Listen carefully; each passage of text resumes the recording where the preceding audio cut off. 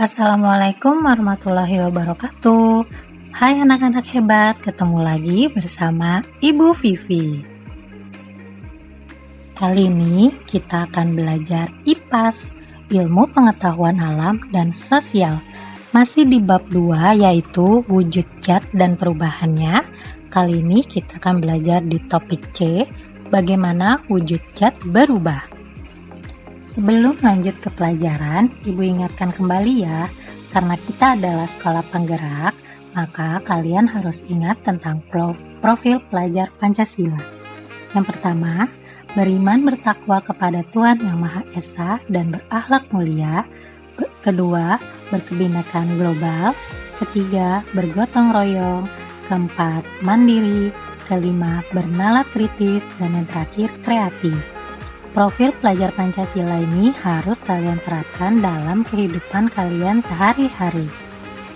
Nah, tujuan pembelajaran kali ini adalah peserta didik dapat mengidentifikasi perubahan wujud benda yang terjadi. Yang kedua, peserta didik dapat menjelaskan bagaimana perubahan wujud benda dapat terjadi. Coba perhatikan, ada gambar apa sajakah itu? Ada gambar lilin dan es batu. Nah, perubahan wujud apa sih yang terjadi pada kedua benda itu? Kedua benda itu dapat berubah wujud menjadi mencair dan membeku. Mencair adalah perubahan wujud benda dari padat ke cair, sedangkan membeku perubahan wujud benda dari cair ke padat. Nah, bisa kalian perhatikan ya, benda padat jika menerima kalor atau dipanaskan, dia akan berubah menjadi benda cair atau mencair. Yang kemudian, benda cair jika dia melepaskan kalor atau didinginkan, dia akan berubah menjadi benda padat atau membeku.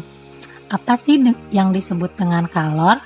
Kalor adalah energi panas yang bisa diterima dan diteruskan oleh satu benda ke benda lain. Untuk melihat perbedaannya, kalian melihat dari tanda panah yang ada pada gambar ya. Wah, ada gambar apa lagi sih nih? Ya, ada gambar panci yang dipanaskan, dia akan menghasilkan uap dari airnya. Dan yang kedua adalah pegunungan yang terlihat seperti kabut atau bisa dibilang embun. Kedua proses tadi disebut dengan menguap dan mengembun. Menguap adalah perubahan wujud benda cair menjadi gas, sedangkan mengembun adalah perubahan wujud benda dari gas menjadi cair. Coba perhatikan gambar dan garis panahnya. Benda cair menerima kalor atau dipanaskan, dia akan berubah menjadi benda gas atau disebut menguap. Sedangkan benda gas jika dia kehilangan kalor atau didinginkan, dia akan berubah menjadi benda cair atau mengembun. Gambar yang terakhir, coba dilihat warna-warni. Gambar apa ya? Ibu kasih tebak-tebakan deh. Gambar ini yaitu benda yang biasa kalian atau orang tua kalian pakai untuk pengharum ruangan. Ada yang bisa tebak?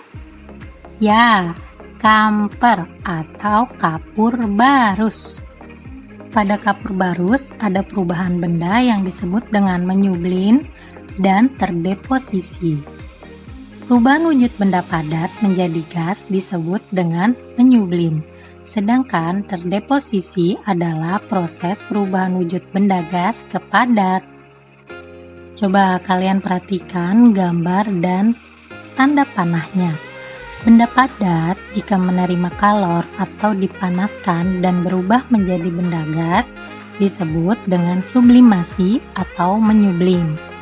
Sedangkan sebaliknya, benda gas jika melepaskan kalor atau didinginkan dan berubah menjadi benda padat, dia akan deposisi atau terdeposisi. Ya, untuk lebih memahami, silakan kalian perhatikan gambar berikut.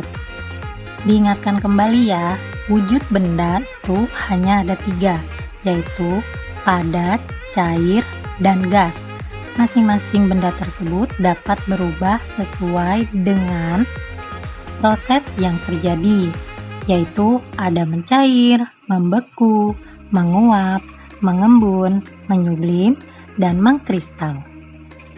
Dilihat dari gambar-gambar sebelumnya, semua perubahan itu melalui proses yang membutuhkan kalor.